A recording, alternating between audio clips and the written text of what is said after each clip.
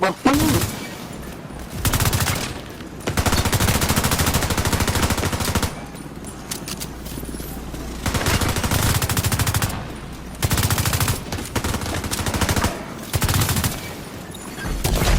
agent has gone rogue.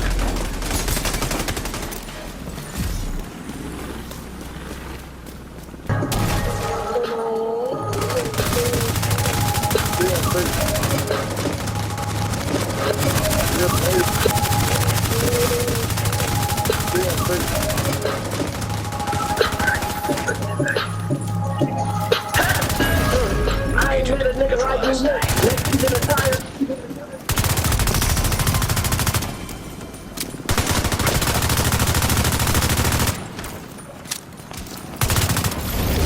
Rogue agent eliminated.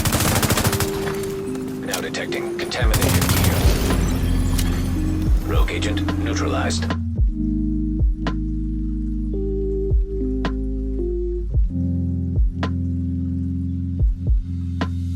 What's up everyone, it's Relaxed GG's here with another Division 2 video.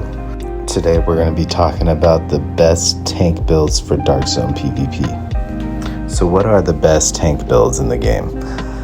Well, it has to be armor regen, hazard, and headshot, right? Like that's what a lot of people use. That's what I like to use. You can't just run armor regen and headshot anymore, you're going to get foamed. So you gotta have hazard on every piece. Okay, now you have hazard and armor regen on every piece instead of headshot.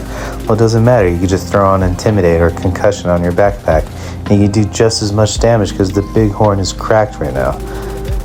That's how it is. Any build could be a tank build. You just put 6 blue cores on, level expertise, everything to 30, and there you are, you got a tank build. And when people ask, why are you foaming? Well, if I don't have this on, if I don't have hazard on and a foam on, I'm gonna get foamed. So why wait until it's gonna happen? It's gonna happen. It happens every time. I get caught without hazard, without a foam, I get foamed, I get killed. Alright, I'm done yapping. Let's get into the build. There's a few ways you can run this build. Well, there's actually a lot of ways. Normally I'll start with this build with the 3-piece Gilla with Intimidate for the chest piece, and then, you know, Adrenaline Rush for the backpack, and then everything else is rolled to armor regen and headshot damage. For every build that I show in this video, they usually have over 80k armor regen and around 170 or higher headshot damage. This build works very well for most fights, but once you get foamed, you're going to want to switch it up to my hazard version. So every piece will stack into hazard and headshot most of the time. I have a few pieces that have hazard and regen. For my perfect efficient chest piece, I just have hazard and headshot damage. And same thing with the Yal gloves, hazard and headshot damage. First off, for every piece of gear in this build, you're gonna wanna have hazard. And then after that, play with the armor regen and headshot numbers. I think I have 170 headshot damage. So I think that might be the lowest you're gonna wanna go with headshot damage. But if you run Intimidate, it doesn't really matter how much headshot damage because Intimidate is gonna give you so much damage. So yeah, just play around with it. I switch from perfect efficient to Intimidate all the time.